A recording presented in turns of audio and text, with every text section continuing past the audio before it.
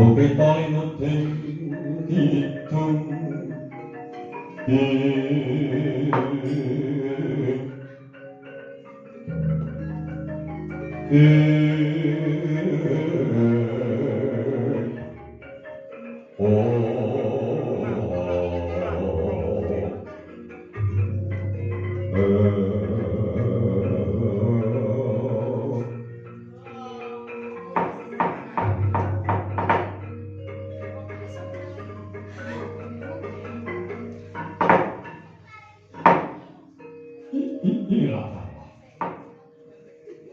mangarsa sekali gaul langking ilang suksma dhewe uga paring ana pangyu pangayiwan marang jiwa maragane isut mangkoto mangko nggih putraku urip Destarastra nuwun wonten timbal kadhawuh Kanjeng Rama apa penembaning tata ndawi ing putra Paduka ing asma pun Destarastra ndak kira sak negara Hastinapura iki kabeh wis padha ora kaget dene setemene tekane awakmu Talkanda ana negara Hastinapura iki paibaratake kaya kebo ingkang mulih marang kandhane dhewe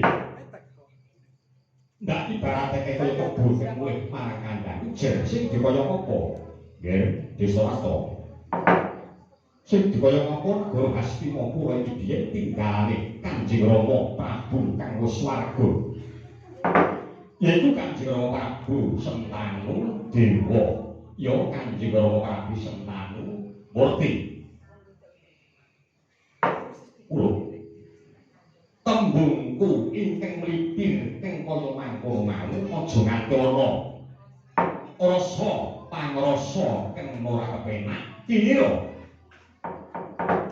tekane wakmu Talkanda negara Ngastina iki bakal jabel maneh negara Ngastina sak putuhe babar pisan ora nggih yektene mbahku Talkanda dhewe samengko yektene dadi Brahmana cariki ora ana oleh kejaba mbon tansah kepengin gandrung marang karahayon lan gandrung marang katentreman Destarastra yektene apa kang tanandake ngarep mau jumbuh kalawan kahanan lan swasana negara Ngastina Dela Samengko sebab suwe praja Ngastinapura iki ilang katentreman ora manjing ana ing bumi Hastinapura babar pisan ora kula yektine wong Talkanda Arka Bisma iki rumangsa mbuwun setahun jembleng srendeng nyawa kahanan swasane praja Ngastinapura Dela Samengko kok beda nata jaman biasa dene Kanjeng Rama Prabu kang swarga yaiku Kanjeng Rama Prabu Sentanu Dewa ya Kanjeng Rama Prabu Sentanu Murti kekuwunging praja kok malah saya sirna Kurupati sebab Kurupati Dela Samengko kudu pikanget laku dadi sadane Mbah Pun Talkanda Kurupati enggak ora dados sabda utawa paduka panjenengan kepareng dawuh cetha banjur Destarastra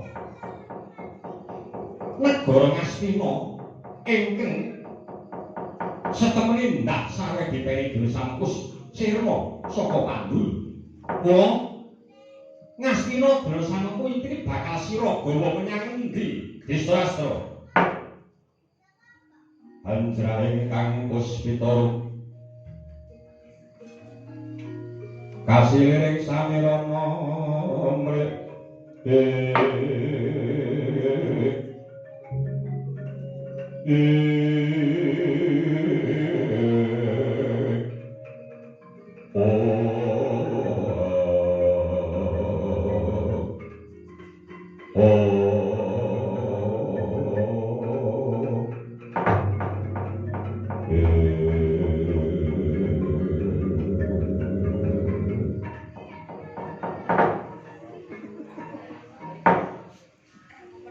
Nuwun.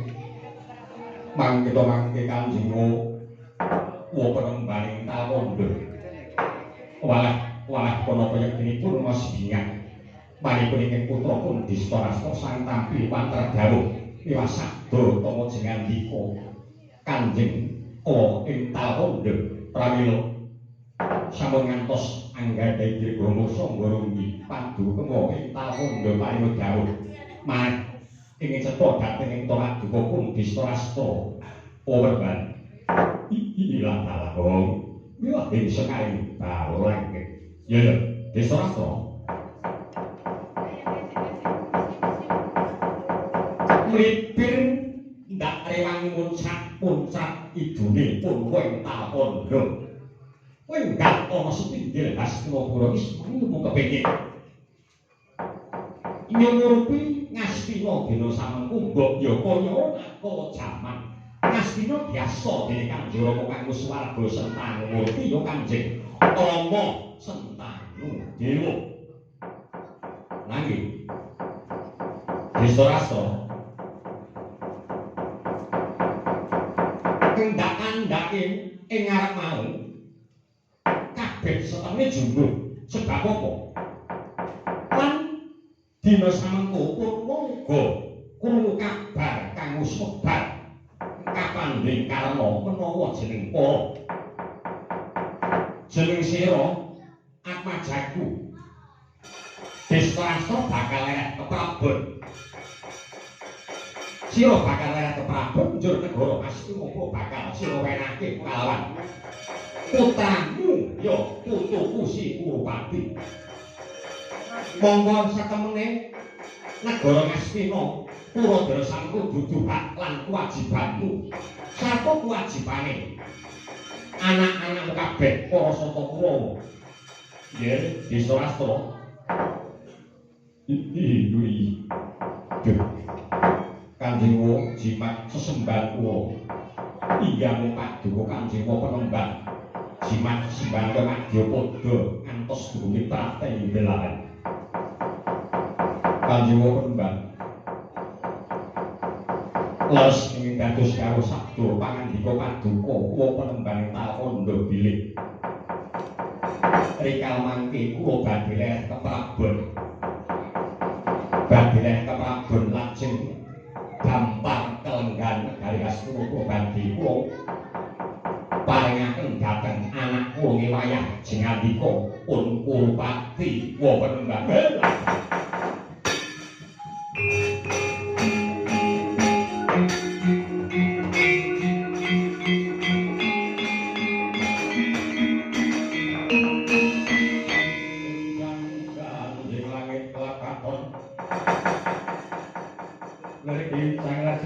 Sutris mewang ana ngempul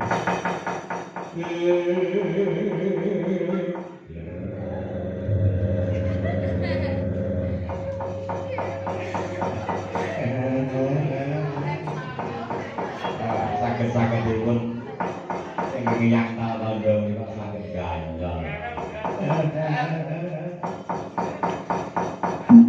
ayo pancen suruh-suruhan yang kudu ana kempul gong kudu temen aku kudu paten Distorasta wonten dawuh kepenembang kok nyeleneh men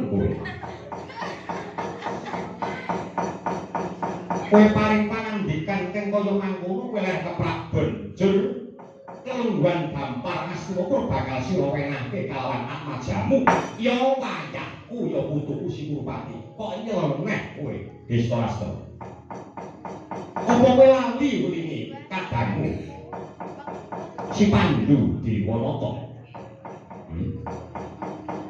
apa sira Distorasta lali welingi kadangmu si Pandu Dewanata sak mangsa-mangsa para Pandhawa wis ngancik dewasa ya dewasa laire ya dewasa batine gelem ora gelem negara Hastinapura kudu diwenehake dibalake marang panguwasane kadang-kadangmu yo anak-anakku para Pandhawa Distorasta duh penembang sageripun ing kutha pun dispraton yen bumi samudra pangaksami ambu bilih atur wong nek pikiran. Anuju prana ngesmaken penggalih jengandika Kanjeng Panembahan Talkondo. Kasindihan dawuh paduka Panembahan. Ananging menawi saged kelampahan bilih anak-anak kula para Pandhawa saged anerusaken perjuanganipun kadang kula pun Pandhu Dewanata kula remos bingah ananging Panembahan kok saking muncul saking kudangan bilih naga lampahan ing bali golo ing bali segolo ing lampahan bali sagolo-golo kita Pramana-Pati Panembahan. Kula kabar ing sampun sumebar bilih pun saged kuajeng-ajeng timbulipun malih anak-anak kula para Pandhawa. Sababe apa? Disrastra. Ing lampahan bali segolo-golo kita Pramana-Pati. Kabar ingkang kula sumebar ing kula tampi bilih anak-anak kula para Pandhawa kobar dening watu. Sareng para Pandhawa sampun tumekane pejah kobar dening Dahana ing murub. Mapan wonten papan patengganan anak kula para Pandhawa pupus pengajeng-ajeng kula Panembahan.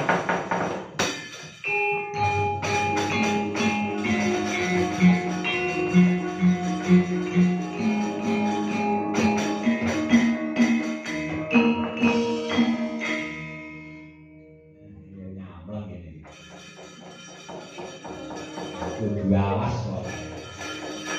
Ini ora dicek kok. Serius.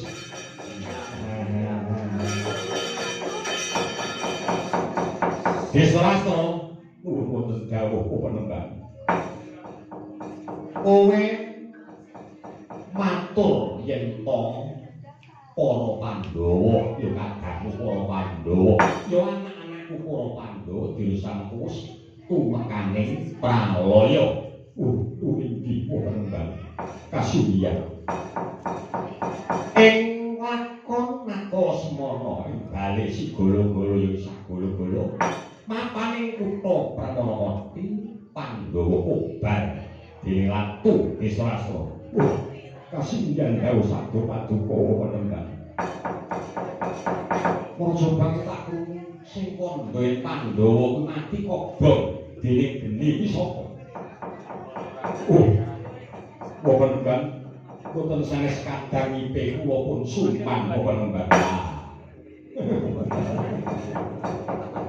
Ora ndok jarene dapok sing muni suman lawanten jawen. Mito lawanten jawen. Bener yang Pandhawa mati nggih, medal. Kobong dening Dahana. Dasarmu apa sengune? Dasaripun nggih kobong ing mriku nalika semanten Pandhawa kaliyan Kurawa menika nembe sami suka parisuka. Nah, dipun sami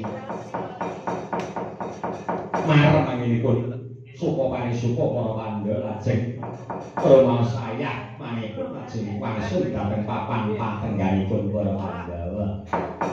Lah boten saking keselipun lah ngene tok guling tegesipun lani kepati anggenipun tilem boten nana boten babar bisa niku wonten Himar ingkang kobar papan aranipun para Pandhawa. Nah, kosek yen dasarmu pancen kobong geni-geni kejaba. Kowe weruh dhewe apa maneh Sumar? Nek wonten bangking saking gedine gedhe dasaripun mangsa ketiga terak sapu ing barat Dahana mulak sumundule ngantariksa. Nah, kula tingali kula sedhahi alon-alon gremet-gremet kula rewangi brangkang ing mriku wonten bangke wis genah iki bangkene ora waya wedar kula mendem ing mriku podar. Nah, bangke mau cacahe pira kira-kira? Wis 11 gangsal. Gangsal iki cetha Nambutadewa, Bratasena, Janaka, Si Kembang. Pandhawa niku 5. Korene kok Pandhawa 6, 7, 8, 9. Ayo saya nyeleneh meneh. Kok sampeyan nyeleneh tenan. Kowe ora ngerti lan sadar semono. Menyang endi papan durunge ana ngendi playune para Pandhawa. Sepisan kuwi ibune Pandhawa sing niku Tinalibrata tandhaman ketek anyaping-amping ngawat-awati lagune para Pandhawa. Kuwi siji bab niku Tinalibrata. Kaping pindho Drupadi uga kalebu.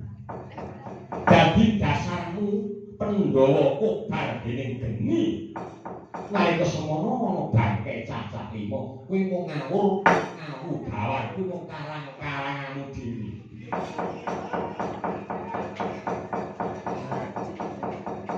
Oh, so makmu kowe tak pisak-pisak tinggomu kowe.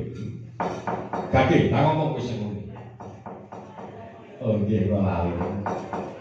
Menika sing wonten kalih kesupen. Nah, sareng bangke kang salah kula pendhem sedaya. Nah, kula kali Kurawa sami kesel lah mlampah-mlampah sakiwa teng papan dherenipun. Patengganipun para Pandhawa kula ngertos mulih iki wonten bangke kalihipun boten kalak. Pun kali rambute. Rambute domi-domi ayo kenah ngri kali Drupadi. Nggih, niku 6.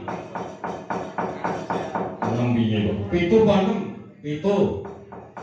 5 apa 7? 7. Desarastro nuwun wonten dawuh Mbak. Surat sekolah genah. Ngalor kidul dadi durungene kadang wipe Sisuman. Manungsa kuwi kadurungan watak angkara wis manjing jiwane dulur mulang Sisuman. Mongko Desarastro aku mbiyen wis eling kalawan jeneng para. Kudune waspada ngati-ati. Lan setene kudu tekan ati suci payung budi kang rahayu Desarastro. Cetha yen dongane dimunom adem wipe sing kuning kuwi ngawur ngaku gawan. Cetha yen kuwi dongeng kang digawe-gawe dening Suman. Kaya ngono kok didadekake adipe iki piye? Ayo mboten gagas seneng karo bojone mati wae. Mboten sambung mboten rapete. Gantuk-gantuke. Sampeyan iku padune sampeyan ilmu wadat. Wadat niku salamipun mboten urun caketan kaliyan manungsa lan wadat. Ayen wis aja direbut. Suman dan Jawa. Mitra Jawa. Kebanyakan. Ora mung Kunti Nalibrata lan si Drupadi. Kowe ra eling. Kok gak iling katekno sing. Para Pandhawa aja dipadhake kalawan para saka Kurawa. Ana dipat yune ana ngendi dununge para Pandhawa. Mbok Pandhawa lagi katrima, mbok Pandhawa lagi nampa kabejan kanugrahan saka Gusti gawe jagat. Apa meneh mbok para Pandhawa lagi nandhang Sumpawa ing ngono dadi bature Pandhawa sepat pono kawan catur ora bakal bisa. Jerengan gombong. Durunge kok ora cetha. Nyambi kok ora jegos iki. Ora bagi. Upama Pandhawa lagi nampa pacobening Gusti gawe jagat, Pandhawa lagi susah. Ing kono repak kono kawan catur dadi bature dening para Pandhawa sumpahipun supaya bisa rena penggali bendarane kuwi yekine kan diarani batur kuwi kaya ngono kok tak simpono kawan pono iki kawan papat batur yang papat setya kudu nglawan Gusti bendarane ora mung yen penake tok gone nampa lan gelem nanging beda kelawan kono kawan. Nah yen to pancen Pandhawa dhewe samengko kobar dening ratu ana ing lakon bali sagolo-golo yen pancen kobong tegese bangke mau cacah ora mung 5 ora mung 6 ora mung 7 5 ditambah 6 tegese 11 ngerti nggih paham mula desa-desa sing dikaya apa pun wental kandha ora percaya dadi dongeng kadang mimpi sisemah mergo pun wental kandha kuwi dadekaken sepisan jangka dewa desa-desa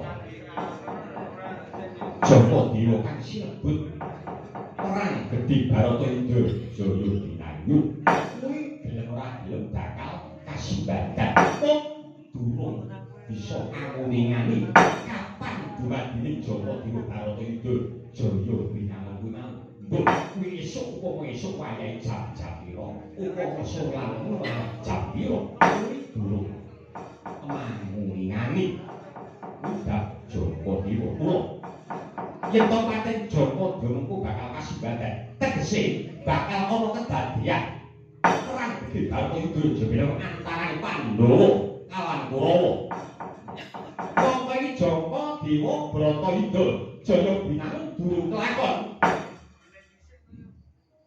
nanging tetep kelakon mung durung wae titi mangsa kalane mula nadan kecipris puncak-puncak ibune adiwipe suman kaya beket sewu nganti ndrengene nganti memlengen pun lokal kok ora percaya babar pisan ngerti yo sing jagat lak isine diterasa dina samengko pun wental kandha percaya marang Gusti kang gawe jagat menawa anak-anakku lho dulurku mengko ora pandhe isih sugeng apalipun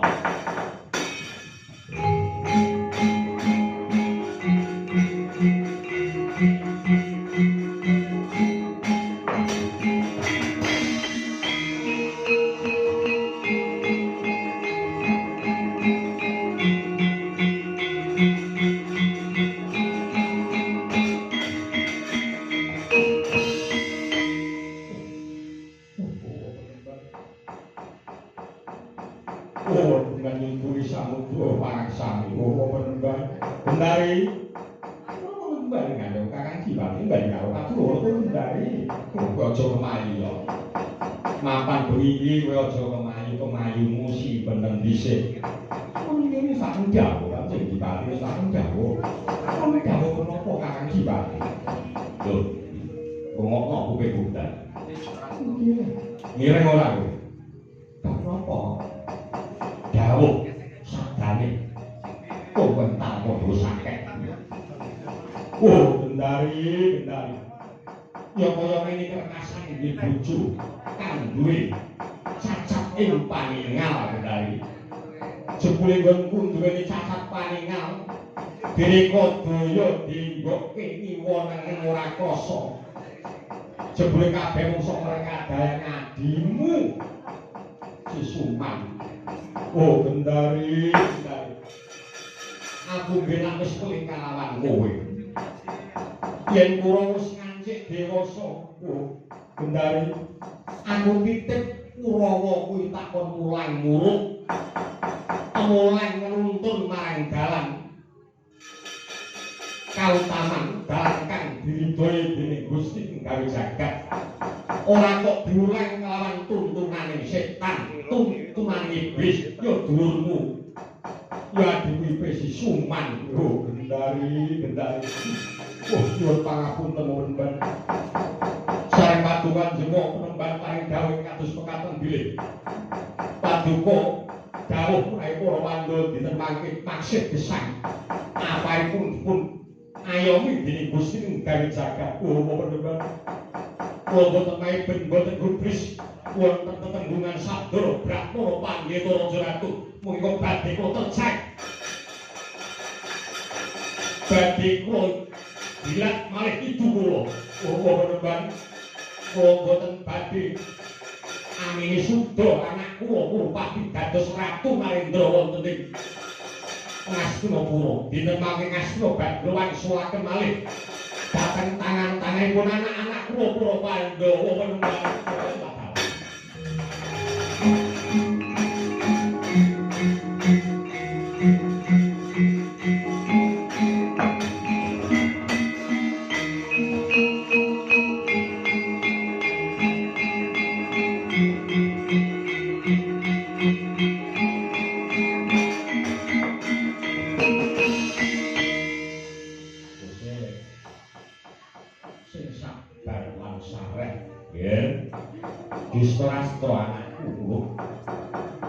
aja gusak-gusu.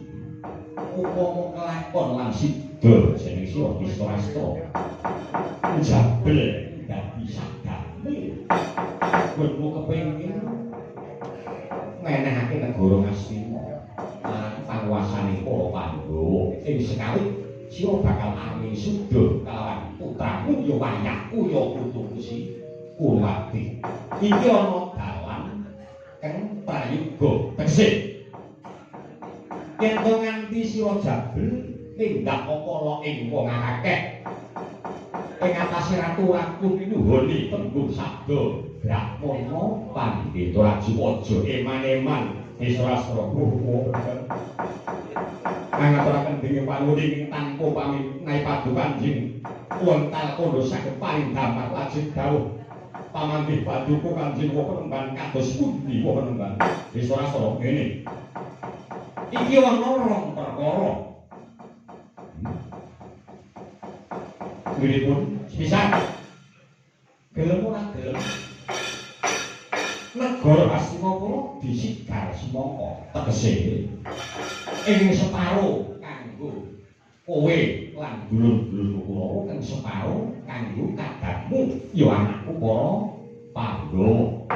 Mbok menawa rong perkara mau bisa kanggo nyampe tegese kabeh bisa lumaku kanthi becik bisa to.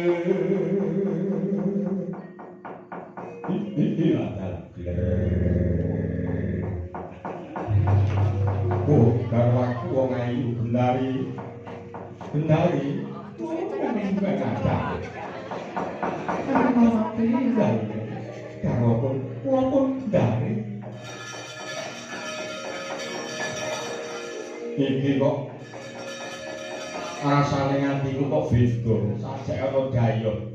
Dayoh iki sapa Gendari? Batu-batu-batukan Kakang Dipati. Mriko ing nembe iki wae. Suwata sopan duka Kakang Dipati kok bisa kok kejari putra paduka piyambak panenggahe Pandhawa. Sapa Gendari?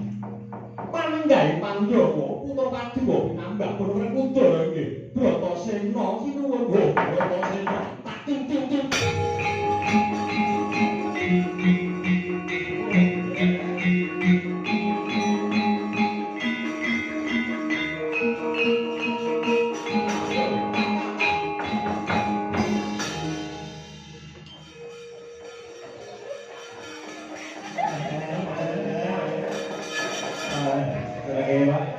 Algondo seneng banyal niku pripun ora apa-apa Suman. Lho kaya ngene bungae rasane atiku anggere amor kowe iki bunga. Oh. Kaya putraku wong bagus wong Jentara Werkudara. Bratasena iki, nggih, Sena. Sena Nugroho iki.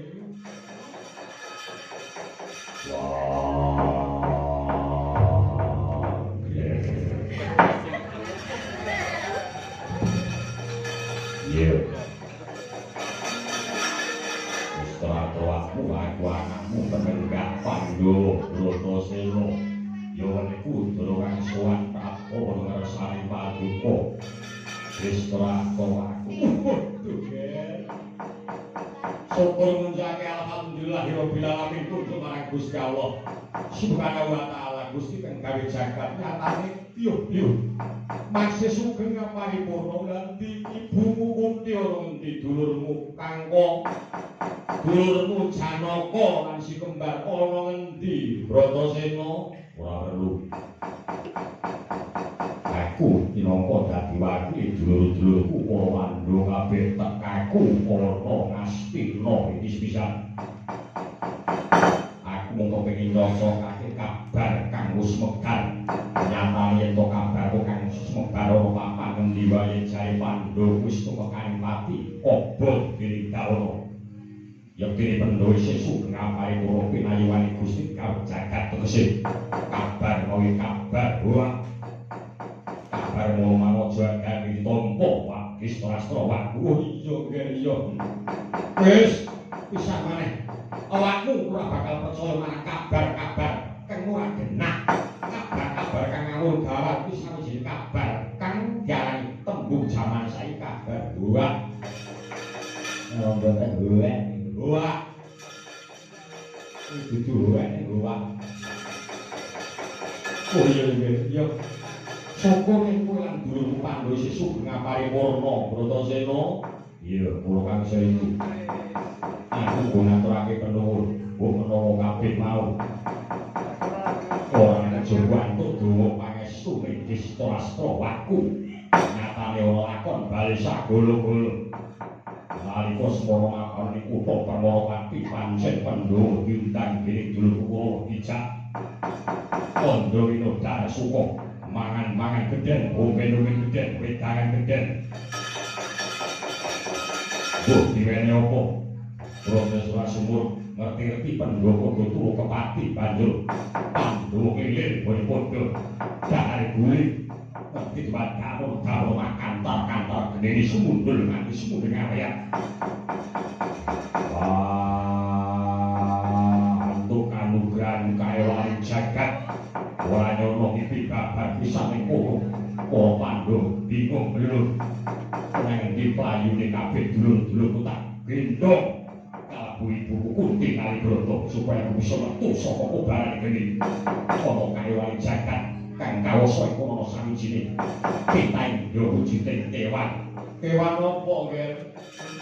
Kewan kire dudul. Banjur kewan apa lho ora dimintaku. Sawijining kewan mau nuduhake lakuku lan dulur-dulurku Pandhawa supaya bisa metu saka kobaran gawa kang nganti sumundul kaliyan. Lan matur nuwun karo kowe. Mergo bantu donga pangestu wis ora waktu aku Pandhawa kabeh sugeng ngaparipun. Waduh. Tak tuntun.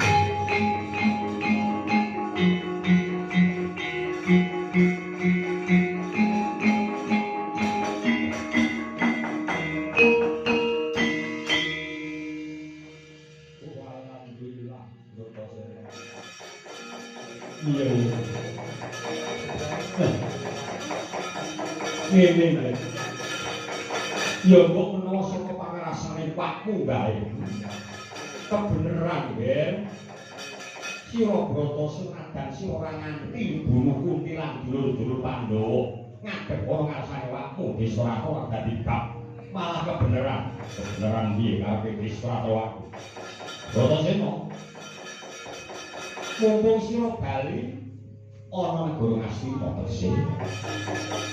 Kowe gelem ra gelem sira bakal ndak weni ganjaran apa.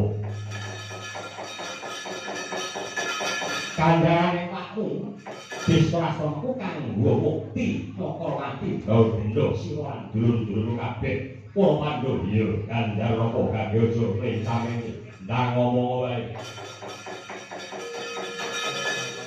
Kowe lan dulur-dulur Pandhawa bakal ndak wene ya kuwi sasigar semangka, sigar semangka iki. Semangka manteng apa ora? Kosek kok kosek. Ngono sik dadi gawe Pak nggih. Tegese Ngastina bakal ndak sigar semangka. Mergo wakmu iki wedi eling gawe keteranganmu Yai Pandhu Dewanata.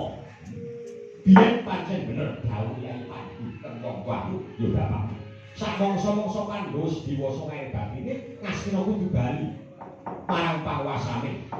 Para Pandhawa nanging nggih kabar kang sumebar Pandhawa sunane Pati Kobar Dindawana banjur pupus pengarep-arepane wakmu ora sida sing tak gadah-gadah Pandhawa. Banjur Ngastina bakal tak ewenehake kelawan Atmajaku ya dulurmu tuwa si Purwati. Kula gandeng wis kebacut keterucut dadi sabda pangandikane wakmu Distorasta kanggo nombo lan kabeh mau film kaya nggih tampanen separo Ngastina kanggo kowe lan Pandhawa, separo kanggo kadang-kadangmu ya Sataka. Wah. Tak tung.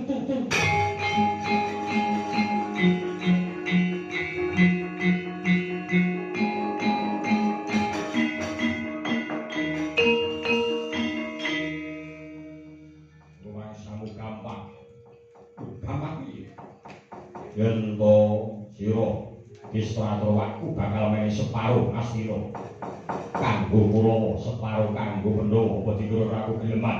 Aku kuwi dudu geleman. Ora kabeh tak tampa mok.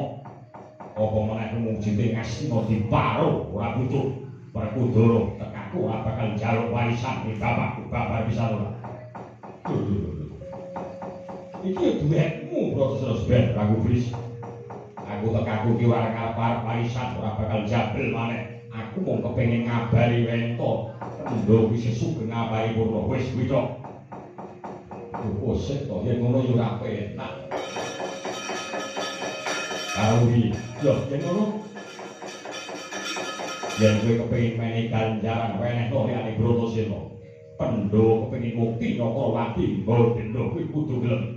Kanggo iso nganggo kringete dhewe yen kowe kaya ora butuh kuwi dudu watake Bratasena.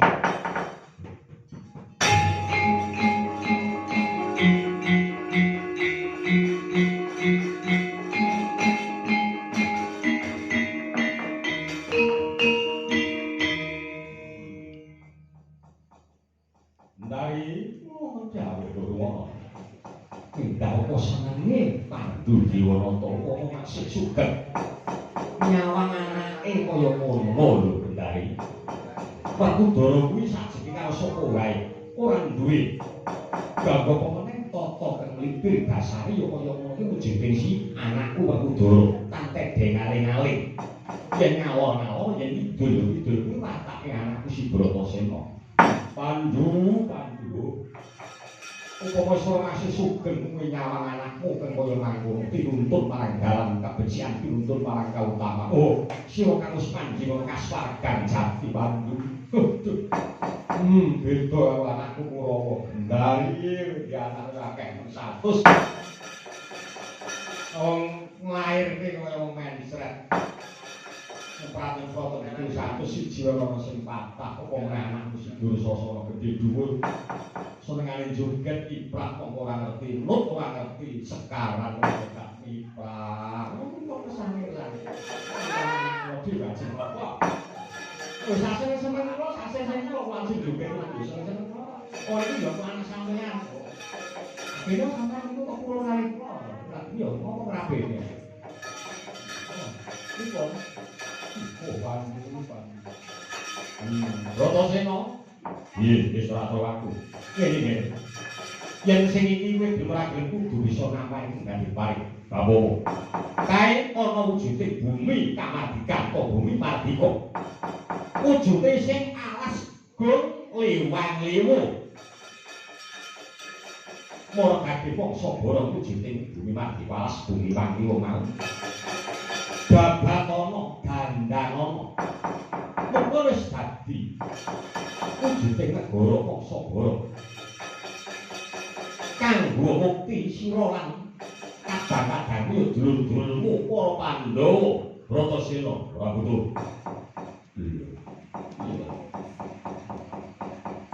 Apa menakon babat-babat kok kira ora kesel babat alas ijen tambara wae wayahe ngene iki. Wayah pengalasan iki diawaki dhewe keol. Kaya kok luwes bener. Sauni-uni Bratasena kok ya luwes lan pantes. Bisa durung gati. Buka-bukane angel.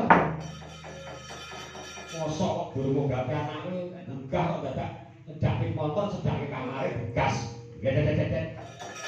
Wah, dilitani durung gati. Banjur kepiye Bratasena? Wis ora aku ngerti yo.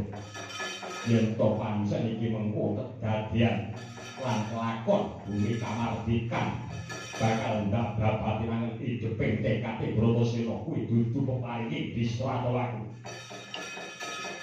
Karepku kuwi dudu peparingi Disrata aku. Jeng umpama kelakon tak babati dadi negara ora urung dadi rasanan. Umpama madang ora daging mesti kula ngrasani ketok tular sing kalawan wong liya rasa-rasan bae Pandhawa bukti Narawati yo tak bantu kula wegah Bratasena lan nampa swara kang kaya mangkono yen panten terus bakat niati nggonku babat-babat alas kuwi aku mung kelingan dawuh sabdane bapakku kang wis swarga yaiku bapakku Pandhu Dewata Prabu kuwi warisane bapakku dhewe dudu warisane Disrata Bratasena.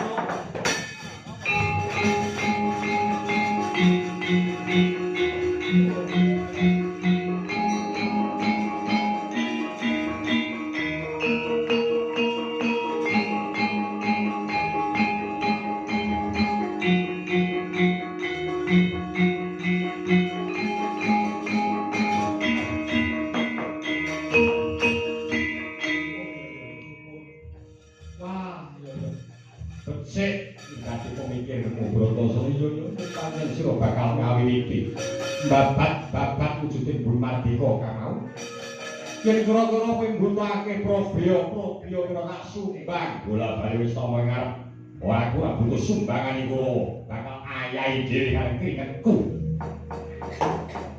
tak sumbang wujude probya jaluk pira bakal tak kirim saka negara Astina ora butuh lan jaluk apa meneh sing tak jaluk mung siji ikhlasno lan ndedonga marang panguwasaning Gusti kang gawe jagat menawa nggonku bakal miliki babat-babat alas dina samengko pinayunganing Gusti kang gawe jagat muga-muga ana godho pangersa buron wana padha suwindira aja ganggu gawe marang Lekasi Bratasena mengko nggonku ditekad koyo mangko ora bakal rusak nggonku pengen dandan-dandan kabeh bisa kasebat dan sedaku waduh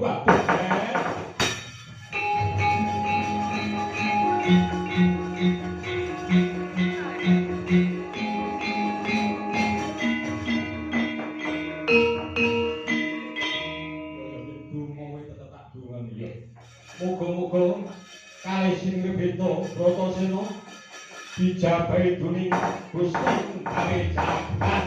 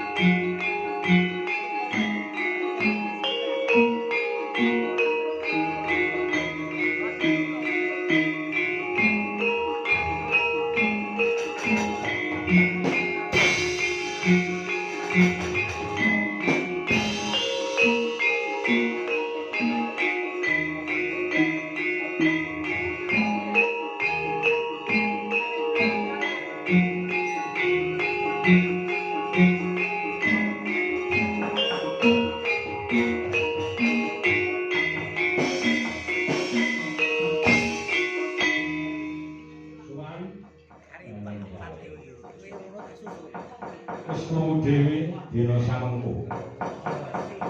Bratesna bakal wiwit-wiwit ambak batalas kanggo kinarya. Raja negara kanggo mukti Cakrawati mbau Gendaka lan Indra. Mun dados menapa. Oh, penemban. Bunga rasane. Tumuing talpon nduk bisa astra tegese ditandhangi kanthi lila lan legawa. Ya kaya ngono watake adimu ya anakku Pandhawa. Nggone kepengin lan duweni gegayuhan ora bakal gawe bot repot para sedulur kuwi para Pandhawa. Wong muga bisa langkas badak kuwi. Kurwati, putraku Kurwati. Pun dawuh Kanjeng Rama. Wis ewan kanthi cetha. Goe wewo kula dene samengko kadang isi Bratasena bakal kawas. Kinarya dadi negara kanggo mukti Cakrawati mbok Indra. Paripun Kanjeng Rama diwaji kados pundi. Aja nganti wanti-wanti wanter. Gawe ngramane sira lan kadang kula ngganggu gawe kang dadi lekasi si Bratasena. Nadyan bapakmu iki cacat ing paningal. Nanging krasa menawa kang dadi tingkah pakartine anak-anakku para Satawa. Mula Kurwati bisa maneh wanter gawe ngramamu awat-awatono kang dadi gegayuhane Yayi Prabu Bratasena nggone kepengin ambak babat kinarya dadi negara. Wis saken dawuh kanthi pangasalan.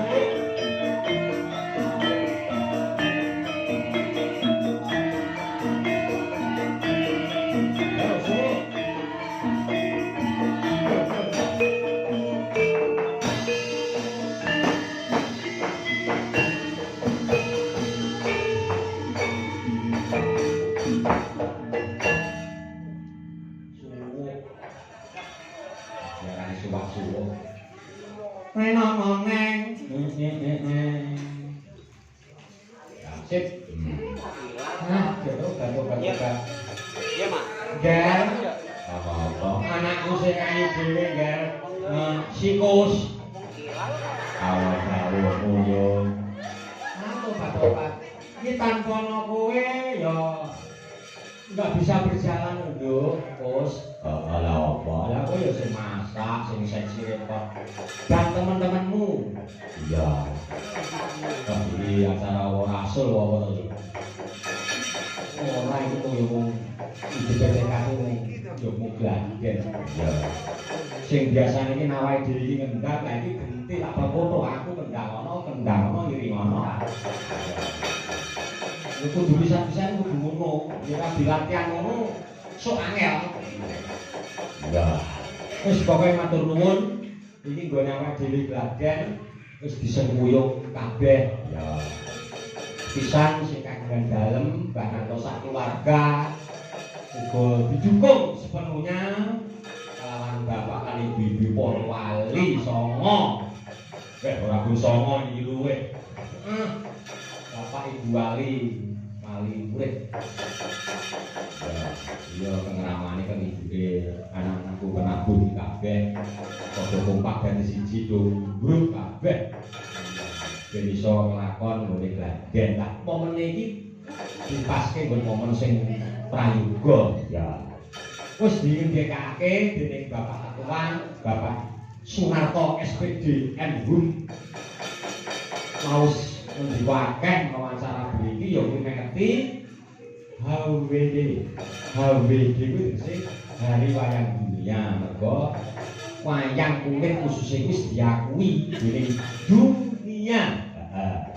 Lah upama ana pengetan hari wayang kang apik kaya ngene kok awake dhewe selaku generasi penerus, selaku pelestari budaya, kuwi dilatihan budaya kaya ngene iki ya kudu menghormati kalawan hari wayang dunia. Menghormati ya kudu menghormati. Mula aku ya sportif kudu nganggo biskap ora oleh nyeleneh. Ya. Kuwi kanggo contoh. Contone ora ditiru ora karepmu. Ya. Ngono ya ya. Wong iki matur nuwun karo uga para pengurus sanggar Masuk Dilaras kabeh. Ora bisa tak sebutke lho, mergo ya akeh sing ora hafal karo sing hafal tak hafal yo Pak Budi, Pak Narto, Pak Sutris, Pak Adwin, Pak Sebu. Nyuwun sewu yen ora iso nyebutke siji-sijine, pokoke sing penting kabeh Sumaroto ya. Klebu sing kuliman para warga iki wonten sanggar sing wis kepareng mengasihkan waktu kanggo latihan. Nah, tobat-tobat. Aku mayang ini rumah saya tanggapan. Jadi terlalu ini apa-apa. Isi biayanya 6. Iya. 6. Parongnya sing loro online bae. Ora dikon bingung. HP ini salah kuwi online bae. Gane. Pokoknya mulai bulan depan umpama ada job terbaru khusus pengrawit HP tak sita kabeh. HP kudu off. Kuwi khusus pengrawit lho. Yen ibu wali yo bebas. Mergo HP kuwi yo ana sisi baiknya juga ana ora piye. Mergo tak pantau kabeh, ora fokus nyawang HP, bareng dikon kudu berangkat bingung. Itu harus bingung nganggo muncul lagi kanggo pengalaman. Buka boleh, tapi harus ingat. Awasi terus.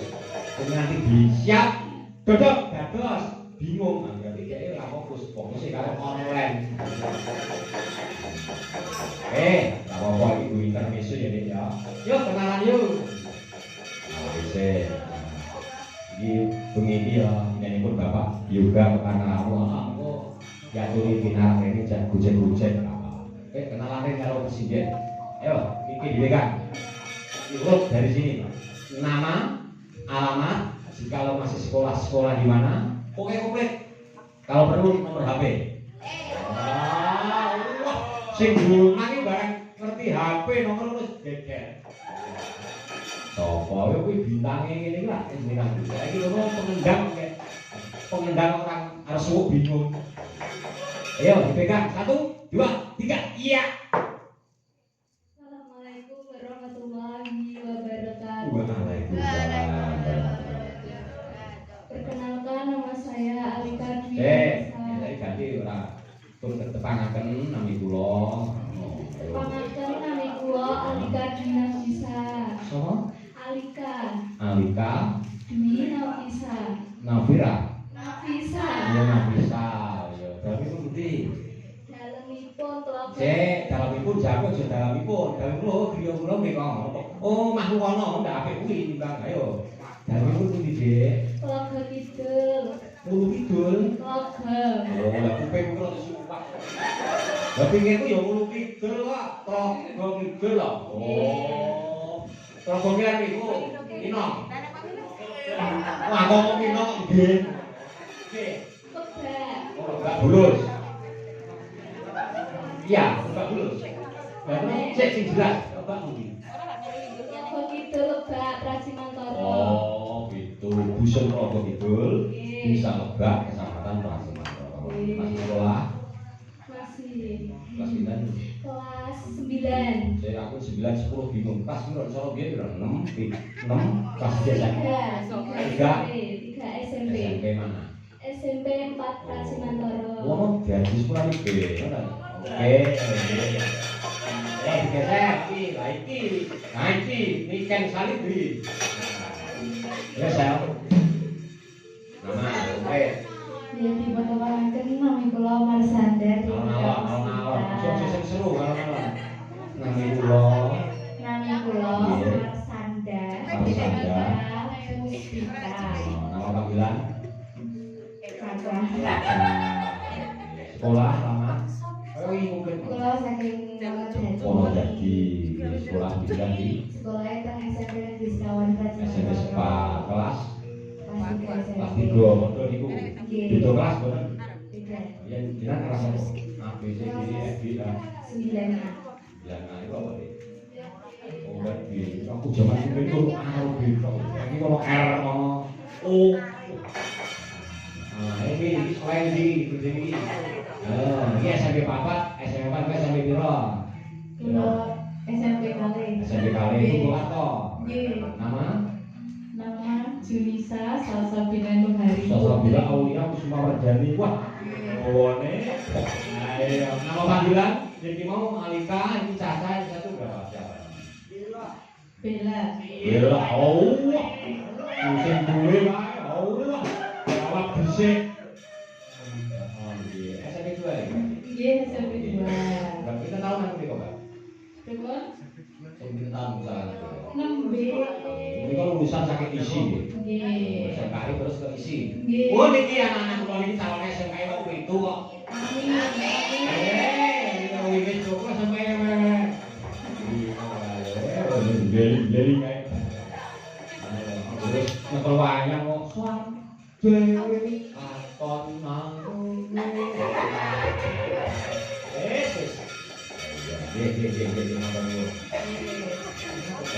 Iki gua awake dhewe mung lagu loro lho, Nduk. Ya, awake dhewe mundur ganti mulai.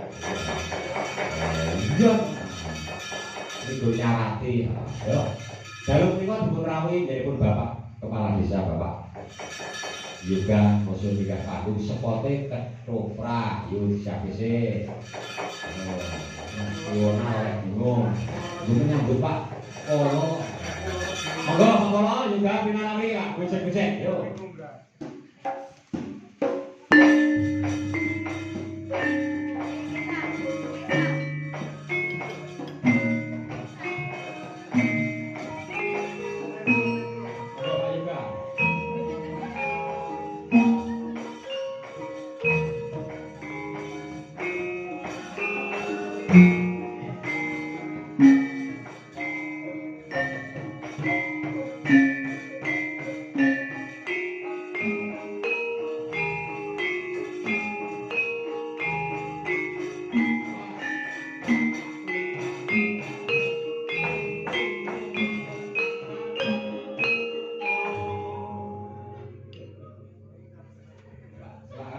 presiden ini mana presidennya itu boleh galak apa jadi halus-halus lega iki Pak. Masih ngawe Pak itu. Bebas ngawe lho Pak, ini bebas. Jadi sing mudo tumaruno. Wonten dawuh Mbak Gus. Pak matur suwun nggih Pak. Oh, nggih wonten dawuh Pak Kula. Ada apa? Mbok canggih apa Mbak Gus nih? Pun bebas.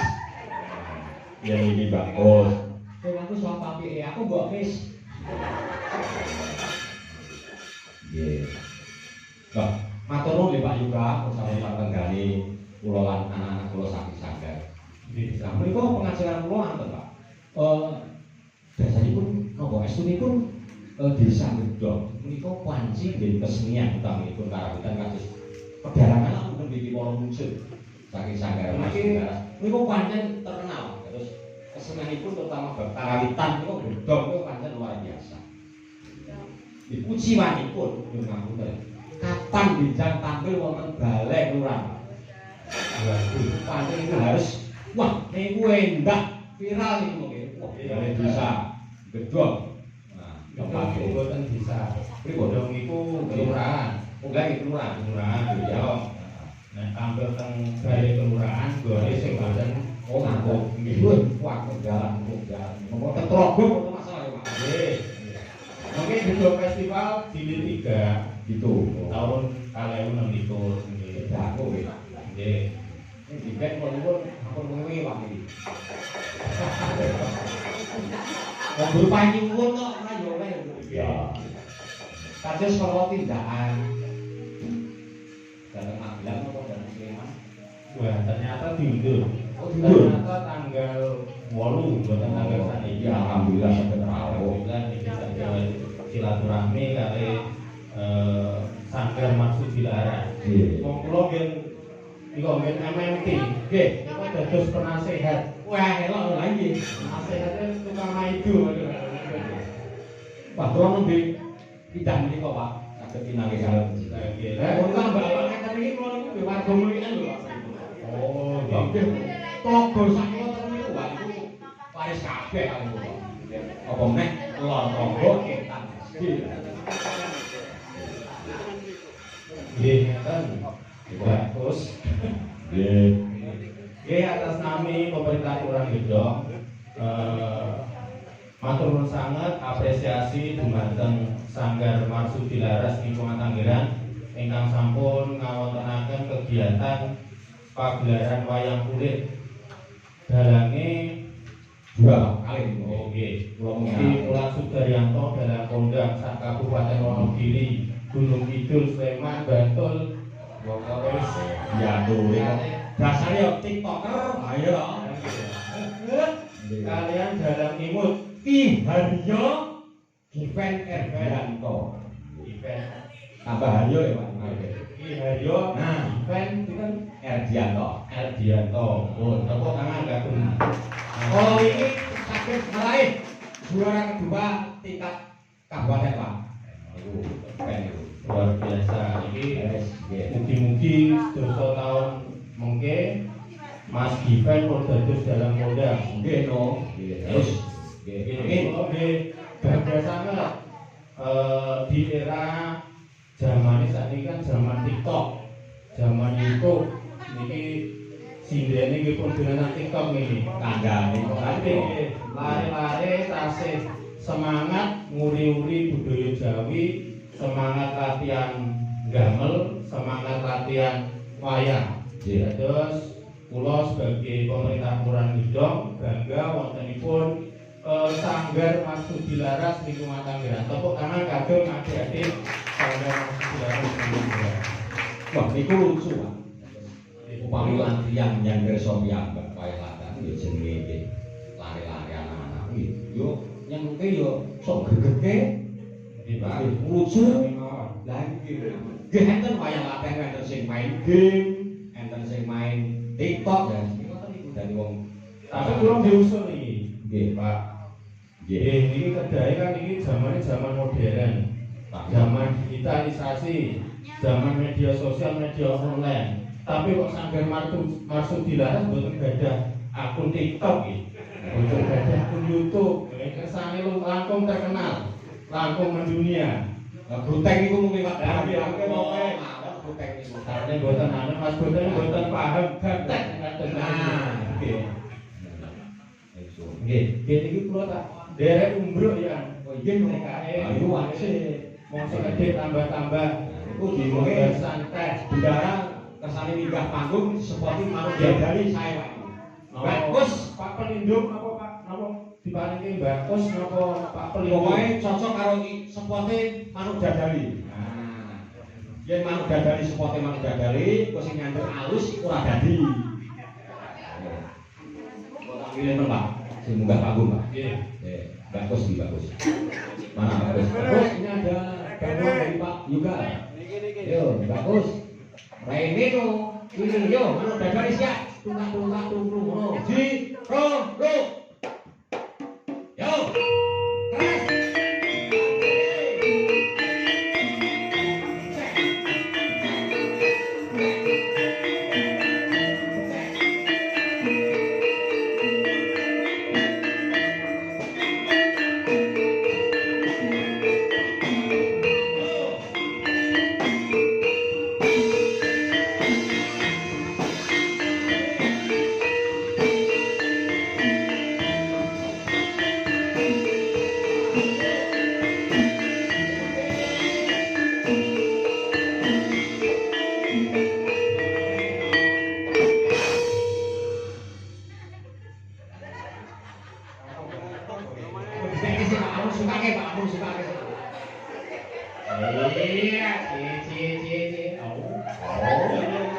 Keras. Malah iso dulu aku. Cukup semburi Niku piyaine jak humoris sketsa bagus iki piyaine. Niki struktur organisasi sebagai apa?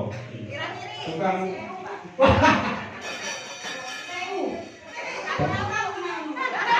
Oh, tukang mau. Kira tukang musrek. Waduh. Ya niki anu, Mbak. Kok ngirik kantongane kok gue iki. Kok Pak Yoga ngopo-ngopo kudu ngirik kantongan. Niki mboten enten talange tapi langsung banyune cara banyu langsung ngrojoke teng sanggar, ora kena talang teng jenengan. Ngoten nggih. Niki ora tambah tuku teh. Ini namung ditingali saking nominale niki bentuk perhatian saking pemerintah Kelurahan Gedhok kagem Sanggar Marsudi Laras lingkungan Tangerang.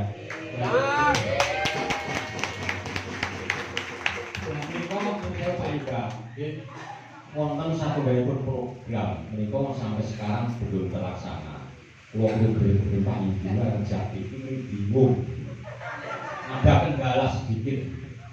Nggih ngeten, Pak. Di mana itu? Kendalanya gedhong itu pun menipis. Boten kados pemerintah desa boro-boro ajeng bikin ajeng bangun dalan rekoso niki. Iku dalan ngajeng Sanggar niku.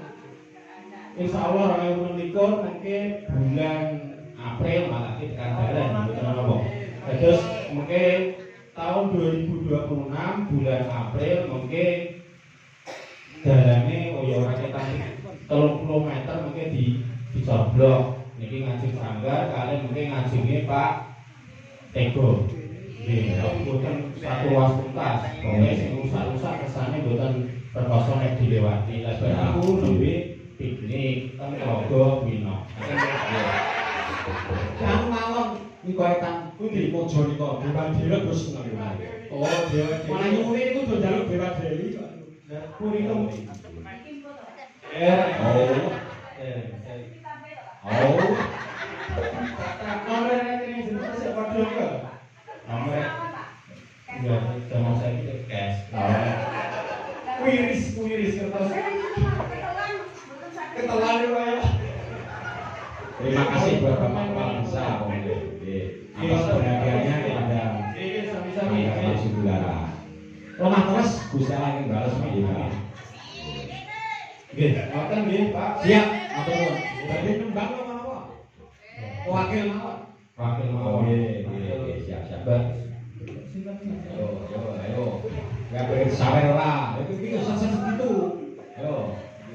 Nggih Kang Bapak nyata kula pesen dumateng adik-adik sedaya Sanggar Marsuki Laras tetap semangat berkarya, tetap semangat berlatih, jangan pernah malu, jangan pernah berhenti mencintai budaya Jawa. Maka nggih mugi-mugi Sanggar Marsuki Laras tambah majeng, wayang urip, budaya ngrembaka, bangsa kita mulya. Mugi rahayu, mugi lestari. Tepuk tangan kagem Marsuki Laras Ya, atur suwun Pak. mengatakan nggih Pak Mbak Kus. Nggih, atur suwun Pak atas bantuannya Pak. Mas terus. Assalamualaikum. Matur nuwun. Patake sesuatu dhewean enggak Kus. Yo nyanyan yo. Oh, ini ayam gae tanpa bakso murah. Lagi loh. Ya Pak, siap. Nah, iki kanggo Kurang sana mampir deh. nah iki digawe lho iki. Kus, lho iki. Yo. Alhamdulillah. Benar tangga Pak Yoga. Nah, iki mengko kanggo awake dhewe undur sawetawis aku nuwun digawani podang kuning sing bawa Mbah Paine ya. Sing bawa aja mlayu-mlayu alon-alon wae sedeng aku ganti men. Pengendange maju kene. Pengendange sanake dalang siap, penyimpine siap. Podang kuwi alun-alun sing bawa ngenteni aku digawe kedua aku pakai intro. Mam. Itu rasa lagu suwuk tak wae sisa nipo. Dua lagu terus. Nah iya, nanti bartek masuk kembali ke intro. Oke. Sing terus songo.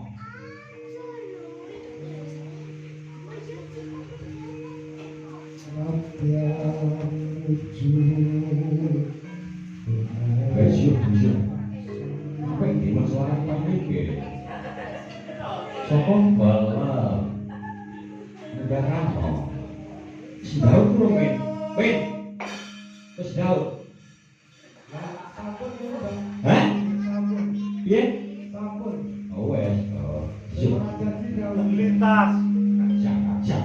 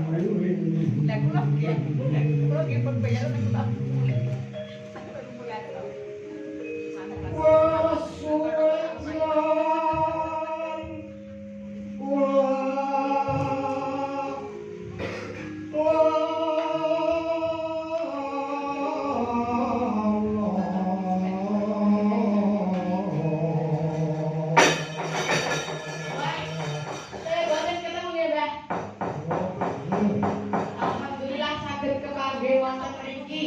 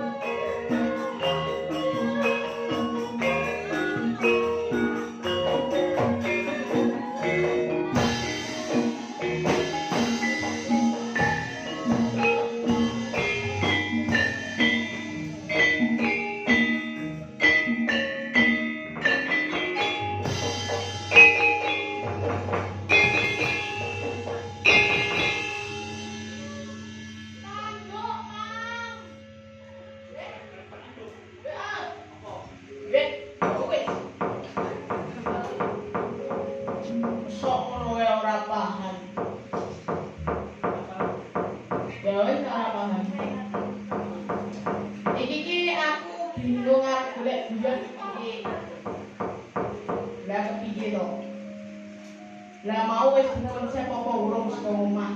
Lah saka omah bingung. Mikir sekarang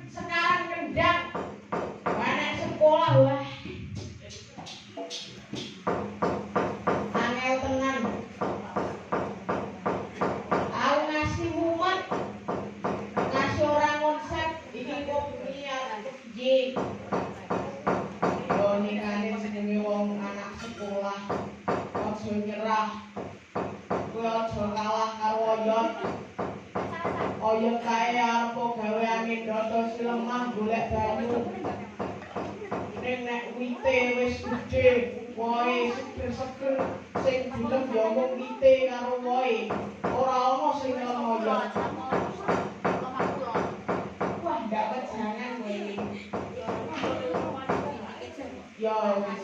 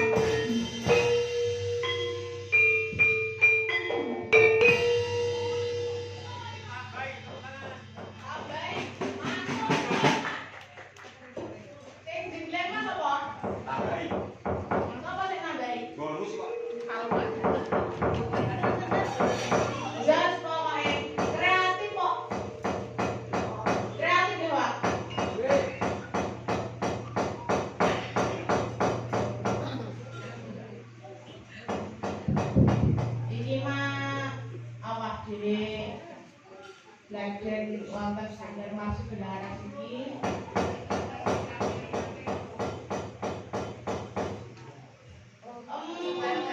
dalam rangka apa nih? Dalam rangka hari wayang dunia maupun nasional. Dunia kita dunia ya alhamdulillah. Wayang ini diakui oleh UNESCO. Ini tahun 1940 wis suwe pokoke. Ya sing nggawa wayang masih diakui oleh UNESCO kuwi ya maestro-maestro seperti Pak Anom Suroto iki ampun sedo swarga langgeng amin.